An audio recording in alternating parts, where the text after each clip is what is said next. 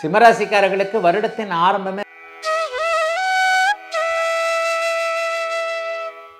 இதில் என்னன்னு பார்த்தீங்கன்னா 2025ஆம் ஆண்டு கஷ்டப்பட்டவங்க எல்லாருக்குமே இந்த வருஷமாவது கொஞ்சம் நல்லா இருக்குமாங்களாயா.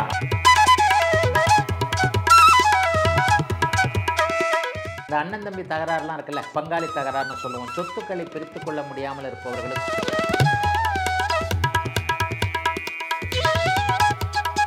அப்போ இந்த 2026 ஏதாவது ஒரு பிரச்சனைகள் வருமா? கண்டிப்பாக.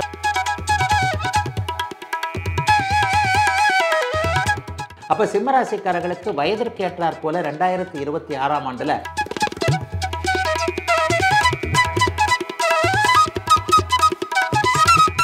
இது வரைக்குமே பாஸ்போர்ட் விசா கிடைக்கலங்க.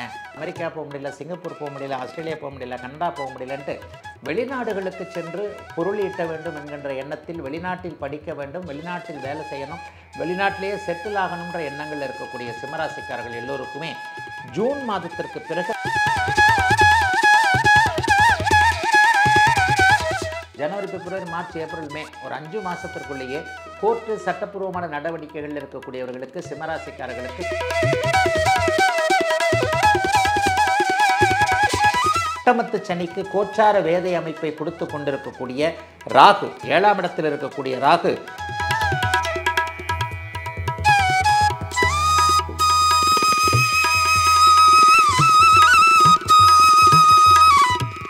ஆலயம் செல்வீர். வாசகர்கள் அனைவருக்கும் இனிய புத்தாண்டு நல்வாழ்த்துக்கள். எல்லோரும் நன்றாக இருப்பீர்கள். இதோ இந்த 2026ஆம் ஆண்டு ஆங்கில புத்தாண்டு பிறக்க போகுது. 12 ராசிக்காரர்களுக்கும் ரொம்ப பெரிய ஒரு எதிர்பார்ப்பு. கண்டிப்பாக நம்ம தமிழ் புத்தாண்டை விட கலாச்சாரத்தின் அடிப்படையில் நம்ம தமிழர்களாக இருந்தாலும் கூட ஆங்கில புத்தாண்டை தான் நம்ம நிறைய பேர் எதிர்பார்க்குறோம் இல்லையா. அப்போ அந்த ஆங்கில புத்தாண்டு 12 ராசிக்காரர்களுக்கும் எப்படி இருக்கும் அப்படிங்கிறதுக்கான எதிர்பார்ப்புகள் கண்டிப்பாக எல்லோருக்குமே இருக்கும். இதில் என்னன்னு பார்த்தீங்கன்னா 2025ஆம் ஆண்டு கஷ்டப்பட்டவங்க எல்லாருக்குமே இந்த வருஷமாவது கொஞ்சம் நல்லா இருக்குமாங்களாயா அப்படின்ற ஒரு அமைப்பு கண்டிப்பாக உண்டு. ஆக 12 ராசிக்காரர்களும் கொஞ்சம் ஓரளவுக்கு நல்லா இருந்தவங்க கூட இன்னும் கொஞ்சம் நல்லா இருக்குமா இந்த 2026ஆம் ஆண்டு அப்படின்றதுலேயும் ஒரு எக்ஸ்பெக்டேஷன் கண்டிப்பாக இருக்கும். அப்போ 12 ராசிக்காரர்களில் என்ன அமைப்புகளில் எந்தெந்த ராசிக்காரர்கள் நன்றாக இருப்பார்கள், சாதகமற்ற தன்மைகள் யாராவது ஏதாவது என்ன அமைப்புலையாவது வந்துருமா அப்படிங்கிறதை இப்போது பார்க்கலாம். சரி, 2026ஆம் ஆண்டு எந்த விதமான முக்கியமான கிரக பயிற்சி இருக்குது அப்படின்னு பார்த்தீங்கன்னா, எடுப்பில் எல்லாருக்கும் ஞாபகம் வர்றது சனி பயிற்சி தான். சனி பகவான் இந்த தடவை பயிற்சி அமைப்புகளில் இல்லை. அதாவது மீனம் என்கின்ற காலபுருஷனுடைய 12வது வீடான மீனத்திலேயே அவர் சனி பகவான் இந்த வருடம் முழுக்க நிலை கொண்டிருக்கிறார். அதே நேரத்தில் பார்த்திங்கன்னா குருவின் இயக்கம் அதிசாரம் என்று சொல்லப்படக்கூடிய அமைப்பில் 2 விதமாக இருக்கும். இப்போது இந்த 2026ஆம் ஆண்டு ஜூன் மாதத்திலிருந்தே அவருக்கு அந்த கடகத்திற்கு உச்சனாக மாறக்கூடிய 2026ஆம் ஆண்டு ஜூன் மாதம் வரைக்குமே அவர் மிதுனத்தில் இருப்பார். அதற்கு பிறகு கடகத்திற்கு மாறுகிறார். மறுபடியும் ஒரு 3 மாதத்திலேயே நவம்பர் 1ஆம் தேதி 2ஆம் தேதி வாக்கில் அப்படியே சிம்மத்துக்கு வந்துடுறாரு. அப்போ குருவினுடைய இயக்கமானது கடகத்திற்கும் சிம்மத்திற்கும் மிதுனத்திற்கும் 3 ராசிகளில் அப்படியே மாறி மாறி இருக்கக்கூடிய அமைப்பு இந்த 2026ஆம் ஆண்டு ஆங்கில புத்தாண்டு முழுவதுமாக இருக்கிறது. ராகுகேது பயிற்சி கடைசியில் நடக்குது. அதாவது டிசம்பர் மாதம் 5ஆம் தேதியோ 6ஆம் தேதியோ ராகுகேது பயிற்சிகள் இருக்கும். அப்போ அந்த ராகுகேது பயிற்சி இந்த ஆங்கில புத்தாண்டு முழுக்க ராகுவும் சனியும் ஒரே இடத்தில் இருப்பதால் இவர்களுடைய பாதிப்புகள் நிலைத்தன்மையாக இருக்கும். ஆனால் குருப்பெயர்ச்சி அதிசார குருப்பெயர்ச்சின்ற மாதிரி 2025 அக்டோபர் 18ஆம் தேதி ஒரு அதிசார குருப்பெயர்ச்சி நடந்தது இல்லையா. அதே மாதிரி சாதாரண ரெகுலர் குருப்பெயர்ச்சி ஜூன் மாதம் 2ஆம் தேதியும், அதனை அடுத்த 3 மாதங்களிலேயே அக்டோபர் இறுதி அல்லது நவம்பர் முதல் வாரத்தில் அதிசார குருப்பெயர்ச்சியின் மூலமாக சிம்மத்திற்கு, அதாவது கடகத்திற்கு அடுத்த வீட்டிற்கு குரு பெயர்ச்சியும் நடக்கக்கூடிய அமைப்புகள் தான் ஒரு முக்கியமான கிரக பெயர்ச்சிகளாக இந்த 2026ஆம் ஆண்டு இருக்கும். சரி, இப்போது 12 ராசிகளும் எந்த மாதிரியான அமைப்புகளில் கண்டிப்பாக எந்த மாதிரியான நன்மை சாதக பாதகங்களை அனுபவிப்பார்கள் 2026என்றதில் பார்த்துடலாம். சிம்மராசிக்காரர்களுக்கு வருடத்தின் ஆரம்பமே ரொம்ப நல்லா தான் இருக்குது. இந்த வருஷம் கடைசி வரைக்கும் உங்களுக்கு எந்த விதமான பிரச்சனையும் இல்லை.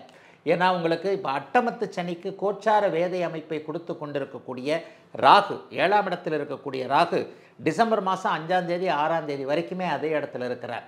இந்த ராகு பயிற்சி நடந்ததுக்கப்புறம் தான் அட்டமத்து சனியுடைய தாக்கம் உங்களுக்கு சாதகமற்ற விதமாக சின்ன சின்ன விஷயங்களில் தெரியும். அப்போ இந்த 2026 ஏதாவது ஒரு பிரச்சனைகள் வருமா? கண்டிப்பாக பிரச்சனைகள் வர்றதுக்கு எந்த ஒரு அமைப்பும் இல்லை. வருட ஆரம்பத்திலேயே 11ஆம் இடத்தில் இருக்கக்கூடிய குரு பகவான் ஜூன் மாதம் 2ஆம் தேதிக்கு பிறகு டக்குன்னு அப்படியே 12ஆம் இடத்துல வந்து உச்ச நிலையை அடைகிறார். உச்சநிலையை அடைகிறது, விரயத்தில் வந்து அடைகிறது, சுப செலவுகளை கொடுக்கக்கூடிய ஒரு அமைப்பு. அப்போ சிம்மராசிக்காரர்களுக்கு வயதிற்கு ஏற்றாற் போல 2026ஆம் ஆண்டில் சுப விரயங்கள் இருக்கக்கூடிய தன்மைகள் உண்டு.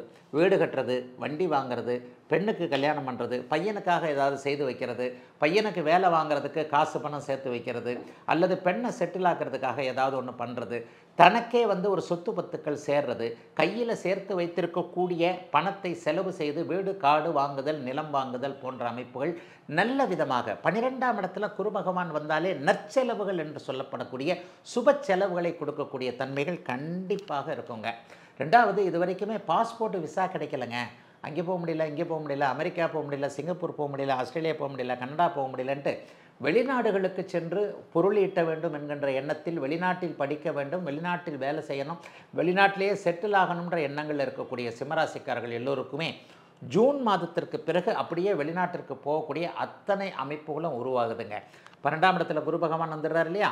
12ஆம் இடத்துல குரு பகவான், இது வரைக்கும் எங்கள் அப்பா அம்மா என்னை தனியாக அனுப்புறதுக்கு பயந்துக்கிட்டே இருக்கிறாங்க, ஆஃபீஸில் எண்ணெய் மட்டும்தான் அனுப்பலை, இவங்களுக்கு எல்லாத்துக்கும் ஒரு விடிவு காலம் வரப்போது, தாய் தந்தை உங்களை அப்படியே உங்களை வந்து தாய் தந்தை உங்களை நம்பி வெளியில் தூரத்துக்கு அனுப்புறது, படிக்கிறதுக்கு அனுப்புறது போன்ற விஷயங்கள், பாஸ்போர்ட் விசா போன்ற கிளியரன்ஸ் கிடைக்கக்கூடிய அமைப்புகள் உண்டுங்க. சிலருக்கு அடிக்கடி பயணம் செய்யக்கூடிய வாய்ப்புகள், அதன் மூலமாக பயண மேன்மைகள் நன்மைகள் நடக்கக்கூடிய அமைப்புகள் உண்டுங்க. ஏற்றுமதி இறக்குமதி தொழில்துறைகள் மிகப்பெரிய அளவில் நன்றாக இருக்கும். சிலருக்கு வீட்டுக் கடன்கள், வாகன கடன்கள் போன்ற அமைப்புகள் கண்டிப்பாக ஏற்படும். சுப கடன்கள் வரும்.